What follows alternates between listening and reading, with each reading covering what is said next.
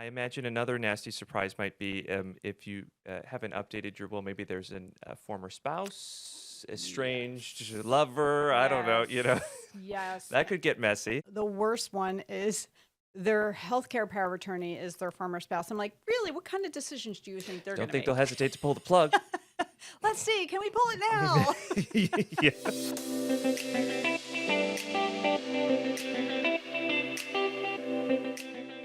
August is National Make a Will Month. Did you know? And if you've been putting estate planning maybe on the back burner, well, you're definitely not alone here because studies show that most Americans still don't have a will. In fact, a recent caring.com survey found just 24% of adults say they have one, while Pew Research found only maybe about a third of Americans have created a will at all. So, what is the real cost of not having one? And what happens to your money, your home, your family, even decisions about, who cares for you if something unexpected happens?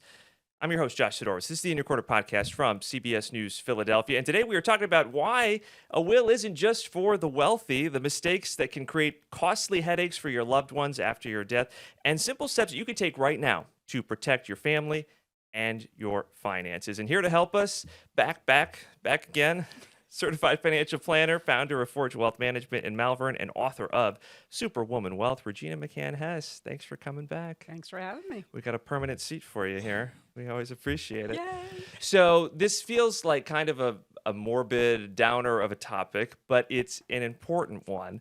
And the numbers kind of shocked me a little bit. And you just winced when I was saying that 24% of adults have a will, or maybe a little bit more, about a third say they've created one. Either way, why do you think so many people avoid this? Well, they don't want to talk about it. Right? Nobody wants to think about themselves dying, right? That's kind of a downer. A little bit. A little bit. So I think it stems from there. And then also sometimes it's how to make the decisions. I know I was talking to someone about a year ago, and they are married with kids, and their whole stumbling block was they didn't know who to make the guardians for their children.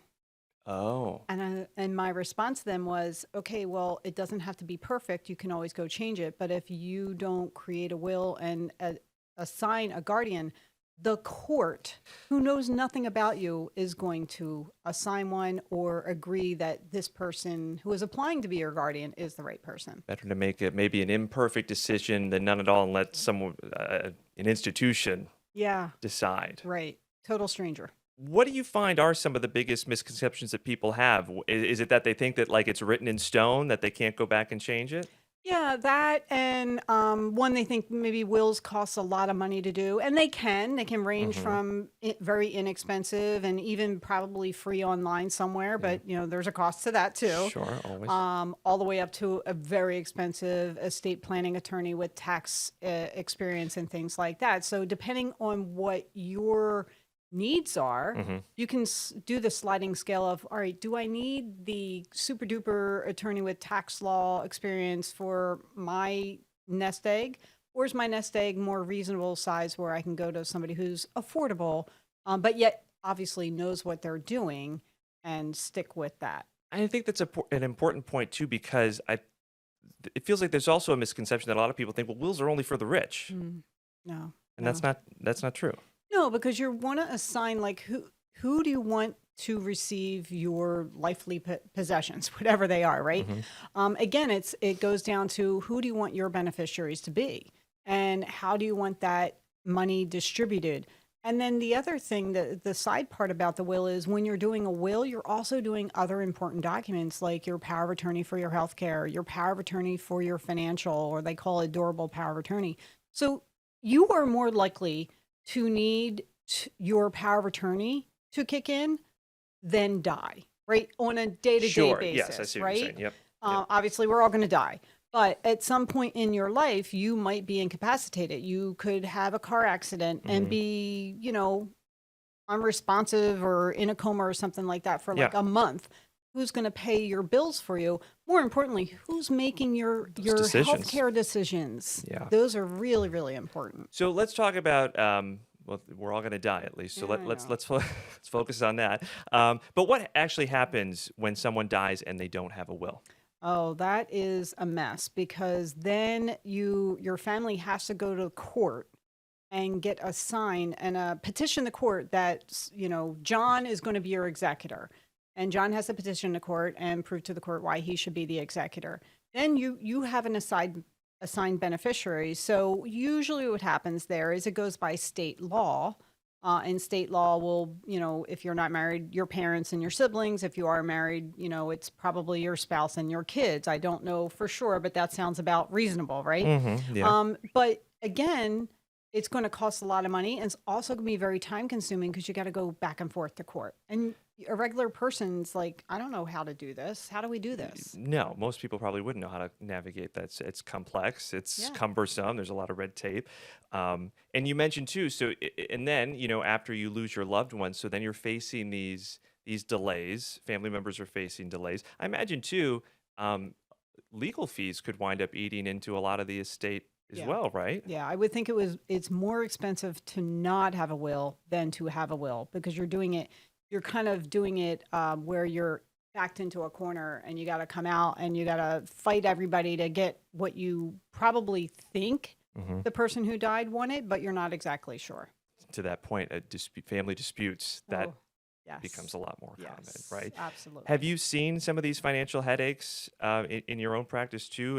Or things that kind of seem to come up over and over again when people are in this situation? Yeah, I think, there's always the misgiving of when they didn't have the will or they get the surprise, health event where they now maybe can't sign a document that they wish they had signed. That's usually a mental incapacity, a memory issue, something like that. And then it's too late. If you had, your family that you want to include in the will and you can't add them now because you can't make those decisions, right? That's Yeah. tough. For everybody, right? And on top of what you're already dealing with, right, with Yes. that loved one.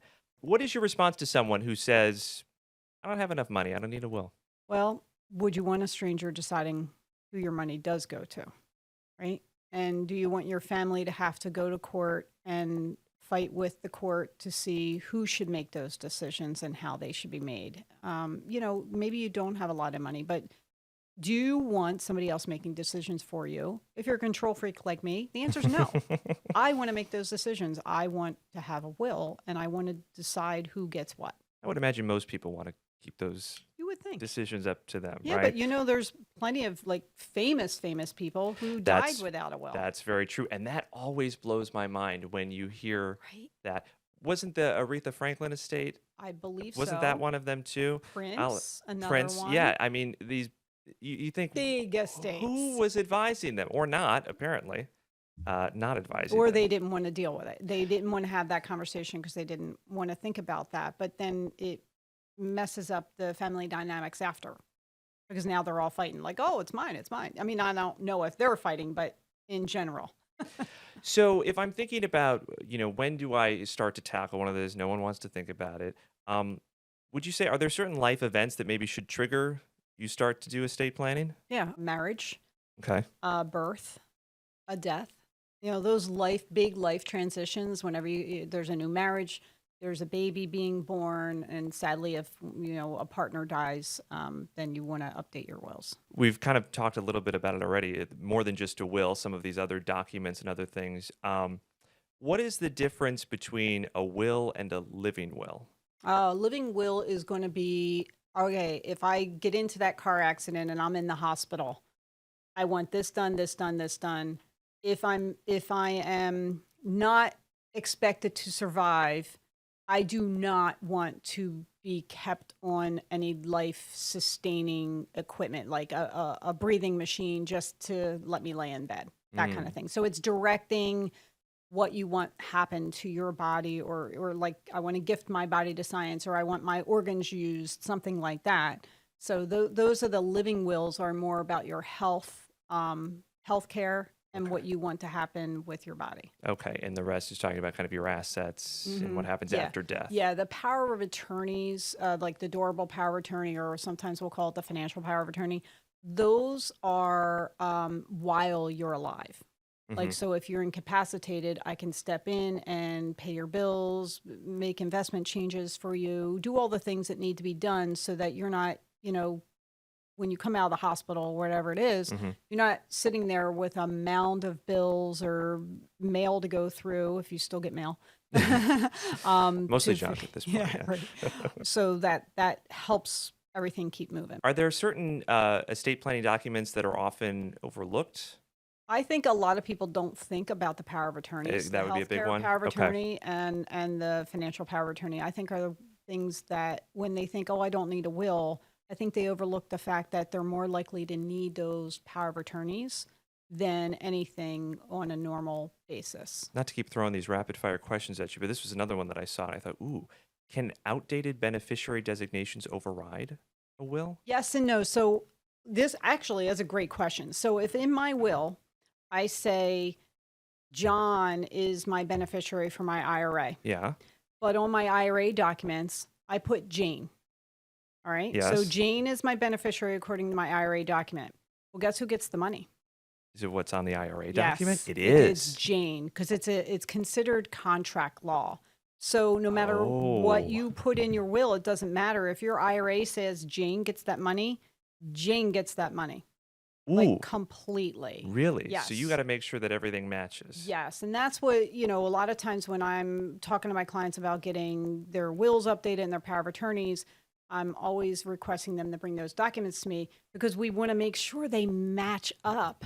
We don't want your will saying one thing and your IRA beneficiary saying another. That would be a nasty Oh, surprise. it would not be a good surprise. I imagine another nasty surprise might be if you haven't updated your will, maybe there's a former spouse, estranged lover, I don't know, Yes. that could get messy. It does get messy. I can't tell you how many times someone has come to me after a divorce, Ooh. several years, starts working with me, and I start looking at their documents. Insurance, don't forget about your insurance, your life insurance.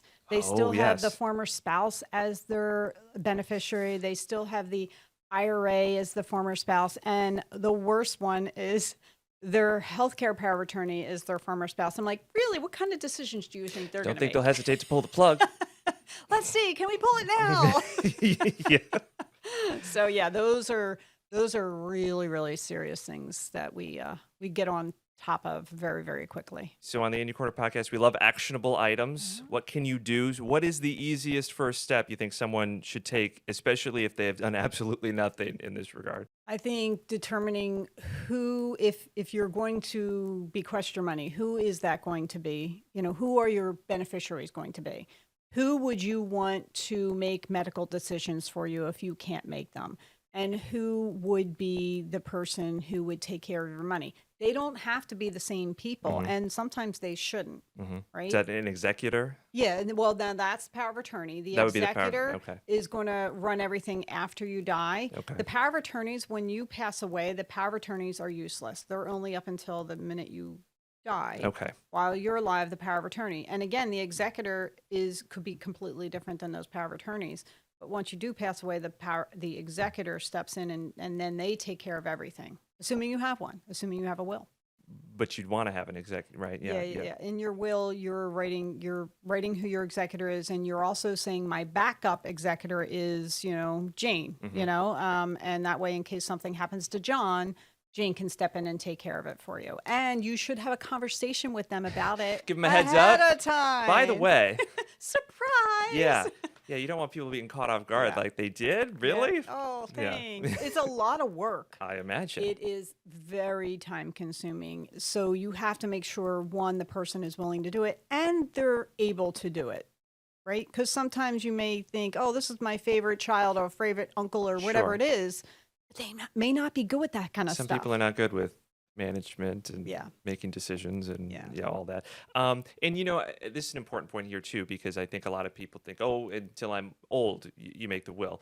But you can make it at any time. And I'm thinking for like parents, new parents deciding, guardianship. We Yeah. talked about that a little Yeah. earlier, right? I mean, Right. that's a big one that you could start Absolutely. deciding now. Yes, absolutely. And guess what? You can change it any time. You can just, call the lawyer a year or two from now. You decide that's really not what I want. Hey, can we update our will? And it's not going to be as expensive because you're just changing a little Right. bit. Yeah, you've already done the hard part, Yeah. the heavy lifting. How often should I be reviewing this to that point? Unless you have a major life transition, I would say look at it every 5 years. 5 years. Okay, Yeah, yeah, that's doable, yeah. It's right? doable. You just, then you forget, right? So Yeah, then you set a little gotta, reminder in yeah, your calendar or something. Look, I think this is all great. I think it's something we don't want to think about, but we got to think about. yeah. If listeners here remember only one thing from this conversation, what do you want it to be? Take care of yourself and your family by thinking about what their future is going to be when you're gone. I think that's a good way to frame it too. Is it's not just about you, right? How are you going to make everyone else's life Mm-hmm. easier at the Yeah, end of the day too? right. Because just a little planning now, you could maybe not eliminate, but at least reduce some of the stress, some of the uncertainty, and importantly too, potentially a lot of money in the process if you don't have this stuff sorted out from Very the get-go, expensive. right? Yeah, very expensive. Well, thank you as always, Regina McCann Hess, Forge Wealth Management, and always helping us make sense of things that we don't necessarily want to think about sometimes. So thank you for coming back. Happy to be here.